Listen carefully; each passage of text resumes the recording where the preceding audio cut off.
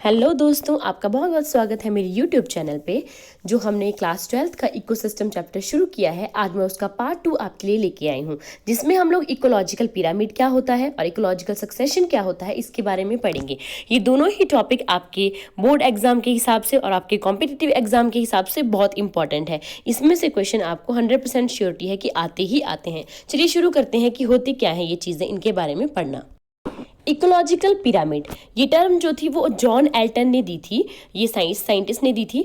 होता क्या है कि it is the graphical representation of parameters like number, biomass और एनर्जी। हम लोग क्या करते हैं, एक फूड चेन होती है, उसमें हमने डिफरेंट ऑर्गेनिज्म को एक ट्रॉपिक लेवल में बनाया होता है कि कौन सा ऑर्गेनिज्म किसको खा रहा है। तो क्या होता है, अब हम देखेंगे कि एक फूड चेन में जब हम ट्रॉपिक लेवल पे देखते हैं तो क्या ऑर्गेनिजम्स का नंबर जो है वो अगले ट्रॉपिक लेवल पे बढ़ता है, घटता है। उसी तरह से बायोमास पे क्या फर्क पड़ता है और उसी तरह से आपकी एनर्जी पे क्या फर्क पड़ता है। तो इकोलॉजिकल पिरामिड में हम लोग रिप्रेजेंट करेंगे, एक ग्राफ जैसा बनाएंगे और बताएंगे।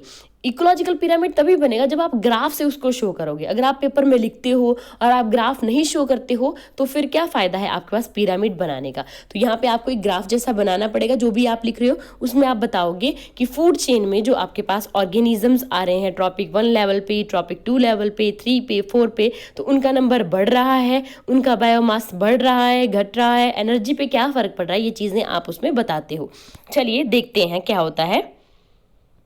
मेनली हमारे पास 3 टाइप का पिरामिड होता है। कौन कौन सा? Pyramid of number, pyramid of biomass and pyramid of energy. चलिए पहले पिरामिड से शुरू करते हैं। First is pyramid of number. अब इसमें हम लोग देखते हैं, जैसे अगर मैं बात करूं तो देखिए, जैसे ग्रासलैंड का केस है, वहां पे हम लोग देखते हैं तो वहां पे अपराइट होता है हमेशा आपका पिरामिड। अपराइट पोजीशन का क्या मतलब है? देखिए, पहले ऑटोट्रॉफ होंगे आपके पास। क्लियर? जैसे अब मैं यहाँ पे एक और एग्जांपल बता देती हूँ। जैसे अब मैंने फर्स्ट ट्रॉपिक लेवल लिया हुआ है, उसके बाद सेकंड ट्रॉपिक लेवल है, फिर थर्ड ट्रॉपिक लेवल है और फिर मेरा फोर्थ ट्रॉपिक लेवल है। पहले पे यहाँ पे होंगे मेरे ऑटोट्रॉफ्स जो अपना खाना खुद बनाते हैं। जैसे यहाँ पे आ जाएंगे हमारे प्लांट्स। क्लियर?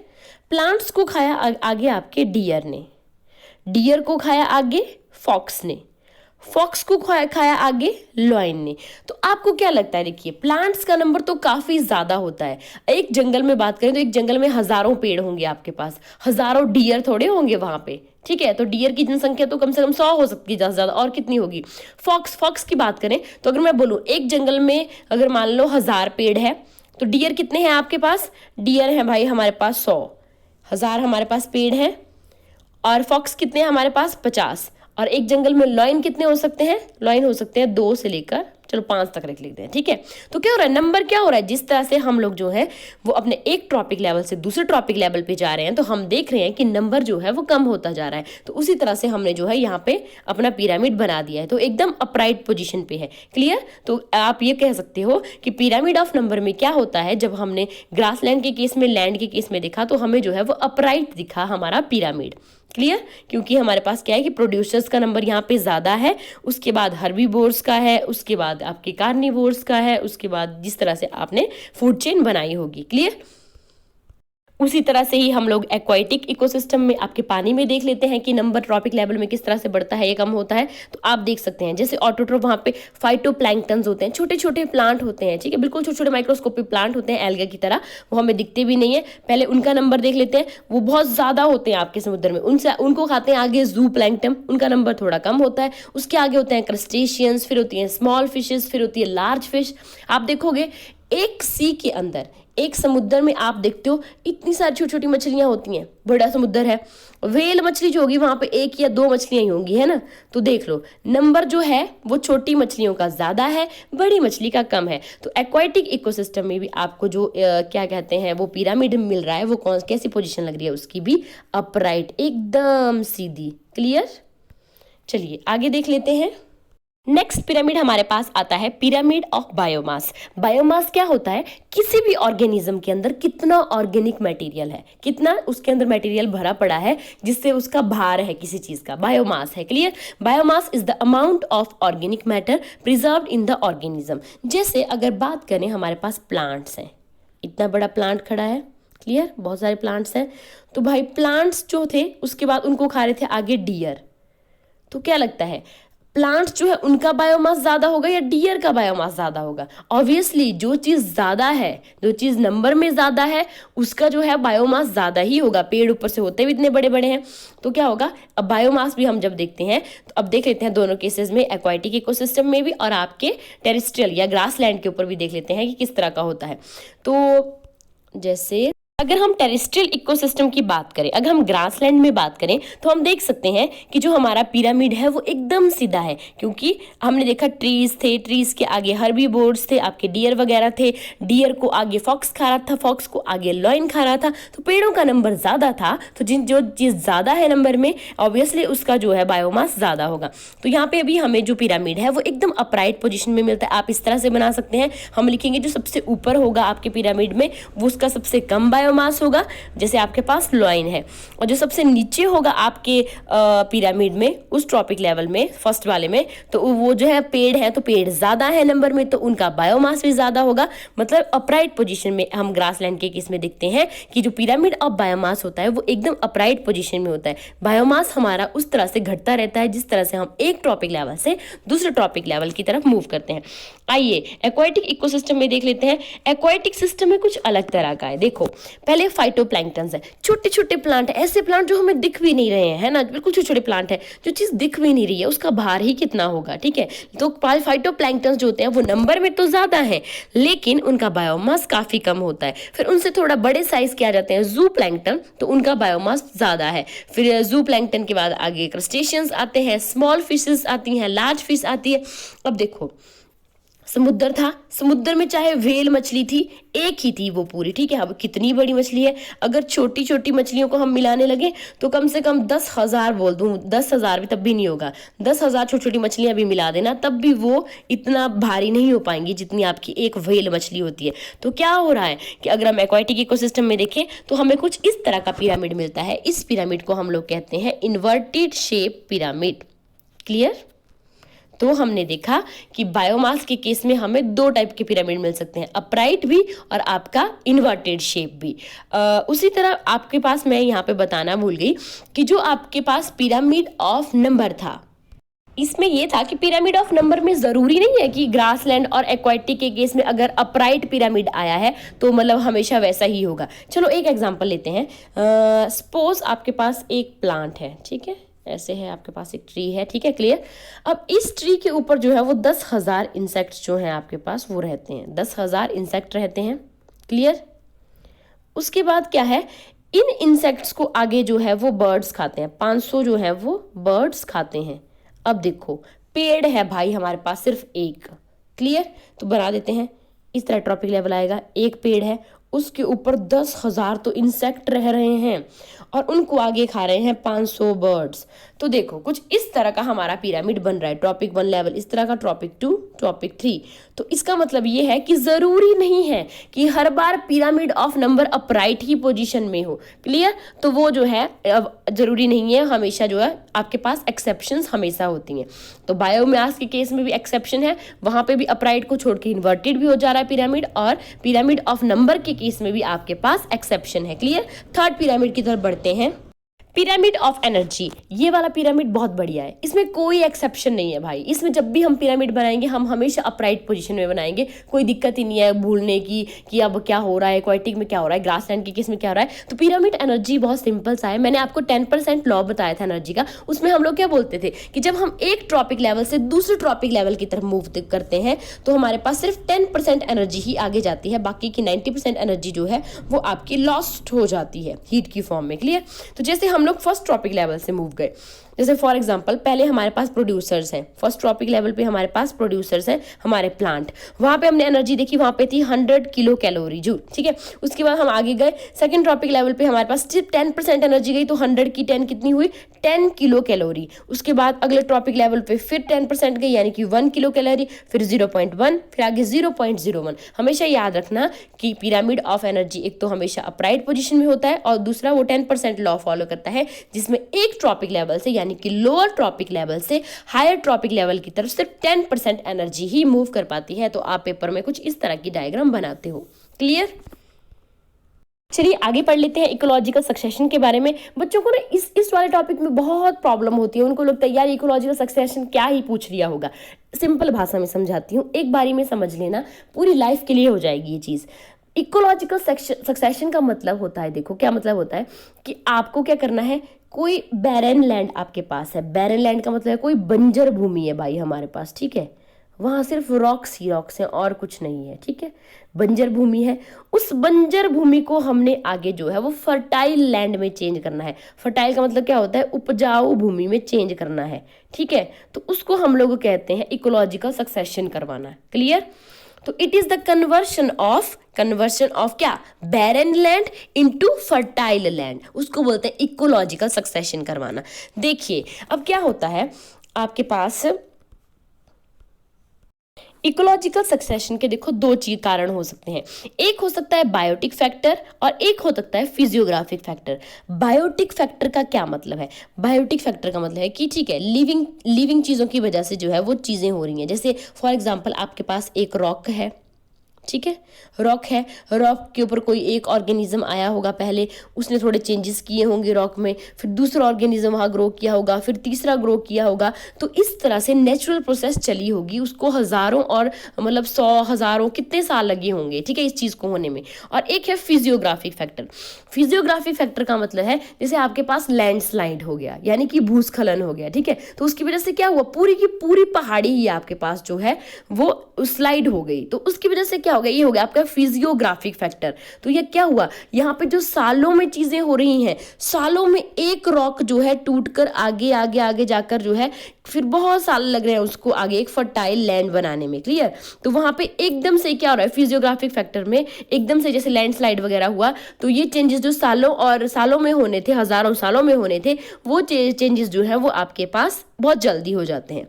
क्लियर? तो ये होते हैं आपके दो कारण इकोलॉजिकल सक्सेशन होने के। आप यहाँ पे देख सकते हैं, मैंने लिखा है बायोटिक फैक्टर में क्या होगा कि succession take place through seral stages. अब ये सीरल स्टेजेस क्या होती हैं, देखो बहुत आसान है। जैसे मैं आपको बताती हूँ, आपके पास ये रॉक है, क्लियर, यहाँ पे मैंने क्या ले ली, एक रॉक ले ली। समझ लो इस रॉक के ऊपर सबसे पहले लाइकन्स आए, लाइकन्स ने कुछ एंजाइम रिलीज किए, उन एंजाइम्स ने इस रॉक्स को जो है थोड़ा थोड़ा तोड़ना शुरू किया। क्लियर? अब थोड़ी थोड़ी मिट्टी रिलीज कर दी। अब इस वाली मिट्टी में जो है वो आगे जो है वो अगले ऑर्गेनिजम्स आए, यानी कि ब्रायोफाइट्स यहाँ पे ग्रो करना शुरू हो गए, ठीक है, तो ब्रायोफाइट ने क्या किया, यहाँ पे ग्रो करना शुरू कर दिया। अब ब्रायोफाइट्स ने क्या किया, और ज्यादा जो है रॉक को तोड़ा और हमारे पास मिट्टी रिलीज हुई।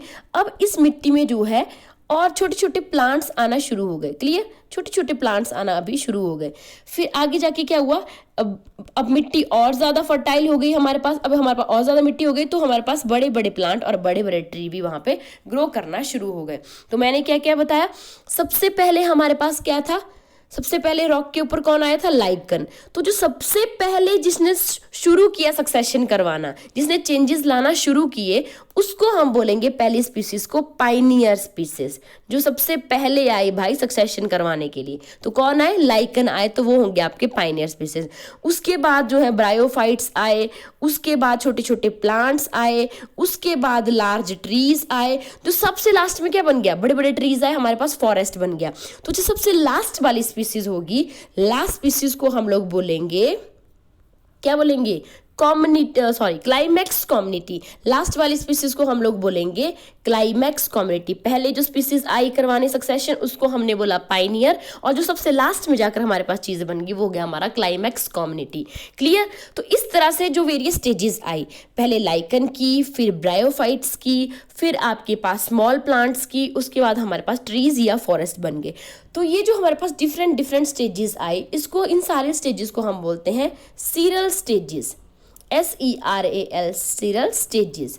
और ये सारी प्रोसेस, यानी कि कितनी सीरल स्टेजेस आई इसमें, यहाँ पे हमारे पास आई कितनी सीरल स्टेजेस आई, स्मॉल प्लांट्स और आगे ट्रीज, 4 सीरल स्टेजेस आई, फर्स्ट, सेकंड, थर्ड और फोर्थ, ठीक है। तो ये सारी प्रोसेस जो हो रही है, पहली स्पीसीज आई, दूसरी, तीसरी, इस सारी प्रोसेस को हम लोग कहते हैं सेर, SERE, सेर। क्लियर? आप देख सकते हैं आपकी बुक पे कुछ ऐसा लिखा होगा कि इकोलॉजिकल सक्सेशन होता है gradual and Fairlie predictable changes in the species composition of a given area is called ecological succession. जब धीरे धीरे से चेंजेस होते हैं स्पीसीज की कंपोजिशन में भी, एक स्पीसीज आती है फिर दूसरी आती है, धीरे धीरे चीजें होती हैं, तो उसको आप कहते हैं इकोलॉजिकल सक्सेशन करवाना। Entire sequence of communities that successfully change in a given area are called sere. तो जिस तरह से आपकी कम्युनिटी आ रही है, पहले आपकी पाइनियर स्पीसीज आ रही है, उसके बाद डिफरेंट डिफरेंट कम्युनिटी आ रही है, लास्ट में क्लाइमेक्स कम्युनिटी आ रही है, तो ये सारी सीक्वेंस को हम लोग सेर वर्ड दे रहे हैं, SERE, very important. The individual transitional community are called, जो बीच में आ रही है, जैसे सबसे पहले आपके पास लाइकन्स आए, फिर ब्रायोफाइट्स आए, फिर स्मॉल प्लांट्स आए, उसके बाद लास्ट में आपके पास फॉरेस्ट बन गया, तो ये सारी बीच में क्या है, सीरल स्टेजेस होंगी आपके पास। तो ये एक नेचुरल प्रोसेस होती है। इकोलॉजिकल सक्सेशन करवाना जो है ये नेचुरल प्रोसेस है, जिसको हजारों साल जो है वो लग जाते हैं एक आपकी बंजर भूमि को उपजाऊ भूमि में चेंज होने में।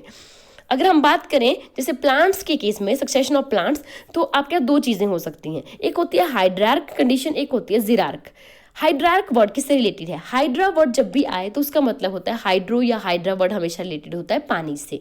तो मान लो अगर पानी में लाइफ नहीं है, जैसे आपके पास एक सी है, एक बहुत बड़ा सी है, वहाँ पे अभी कोई लाइफ एग्जिस्ट नहीं कर रही है, पहले वहाँ पे क्या होंगे, छोटे छोटे फाइटोप्लैंक्टन्स आएंगे। सबसे पहली स्पीसीज कौन सी आई? फाइटोप्लैंक्टन्स।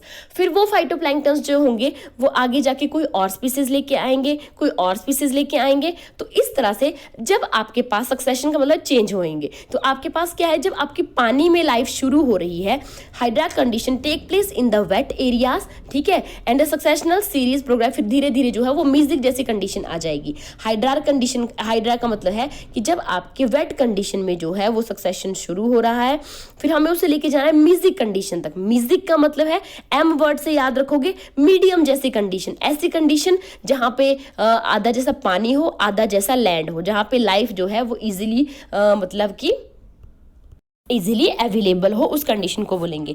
देखो फिर जैसा दूसरा हमारे पास है जिरार्क। जिरार्क सक्सेस, जिरार्क वर्ड किससे रिलेटेड है?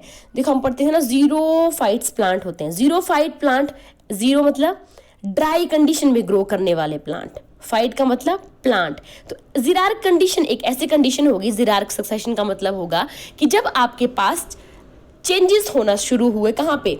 आपकी ड्राई कंडीशन से। ऐसी जगह थी एकदम सूखा पड़ा था, वहाँ पे किस तरह की लाइफ जो है पॉसिबल नहीं थी, तो उस ड्राई कंडीशन में भी डिफरेंट डिफरेंट चेंजेस आए, डिफरेंट डिफरेंट स्टेजेस आई होंगी, और लास्ट में वहाँ पे भी एक मिजी कंडीशन आ गई होगी। मिजी का मतलब मॉइस्ट सॉइल कंडीशन है, जहाँ पे थोड़ा पानी भी है, अब सॉइल भी है, तो वहाँ पे लाइफ जो है वो इजिली वहाँ पे भी अवेलेबल थी, तो उसको कहते हैं हम लोग जिरार्क सक्सेशन। क्लियर? तो दो टाइप के पड़े, हाइड्रार्क और एक जिरार्क। हाइड्रार्क का मतलब जब आपके पास जो है वो शुरू कहाँ से होगा ये सक्सेशन? पानी से। और जिरार्क का मतलब जो ड्राई कंडीशन में, यानी कि ड्राई एरिया से ये सक्सेशन शुरू होने वाला है।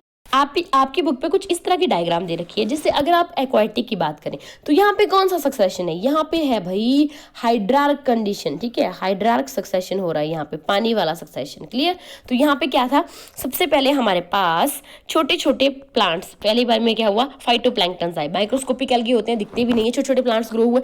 उसके बाद सबमर्ज प्लांट स्टेज आई होगी, फिर नीचे नीचे ग्रोथ, छोटे प्लांट ग्रो करना शुरू हुए। उसके बाद सबमर्ज, फ्री फ्लोटिंग, फिर हमें ऊपर देखा कि पानी के ऊपर भी छोटे छोटे प्लांट ग्रो करने लगे। उसके बाद आई आपके पास रीड स्वैम्प स्टेज, उसके बाद आई मार्श मेडो स्टेज, उसके बाद स्क्रब स्टेज, और लास्ट में फॉरेस्ट की। तो इस तरह से प्राइमरी सक्सेशन जो है वो किस तरह से हुआ आपकी एक्वाटिक कंडीशन में, ये आपको बताना है। और दूसरा मैंने रॉक वाला बताया हुआ है आपको।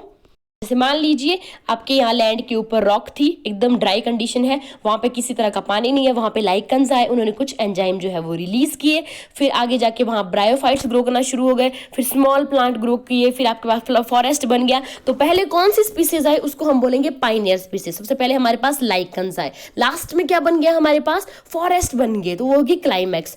और ये डिफरेंट डिफरेंट, पहली सीरल स्टेज होगी पाइनियर और लास्ट वाली होगी क्लाइमैक्स। और ये सारी प्रोसेस को हम लोग क्या बोलते हैं, ये सारे सीक्वेंसेस जो पहले से लास्ट तक चले हैं इसको हम बोलते हैं सिर। क्लियर? और ये वेरियस स्टेजेस हैं, सीरल स्टेजेस। क्लियर? यहाँ पे कुछ चीज़ें हैं वो इंपॉर्टेंट हैं आपके लिए जानने के लिए। आप देख लीजिए types on the basis of nature of environment. देखो हाइड्रोस्फीयर मतलब हाइड्रार कंडीशन, मतलब जहाँ पे सक्सेशन जब चेंजेस होना जो है शुरू होंगे वाटर बॉडी से। हाइड्रो मतलब वाटर बॉडी से शुरू होंगे और फिर लास्ट में क्लाइमेक्स कम्युनिटी धीरे धीरे आ जाएगी। क्लियर। मीजोस्फीयर क्या होता है? मीजोस्फीयर देखो तीन टाइप के होंगे, हाइड्रोस्फीयर, मीजोस्फीयर और जीरोस्फीयर। मीजोस्फीयर मतलब जहाँ मीडियम जैसी कंडीशन है, जहाँ पे थोड़ा पानी भी अवेलेबल है और सॉइल भी अवेलेबल है आपके पास, तो मीजोस्फीयर। जब आपके पास सक्सेशन जो है वो शुरू होगा कहाँ पे होना? आपकी मॉइस्ट सॉइल में, ठीक है।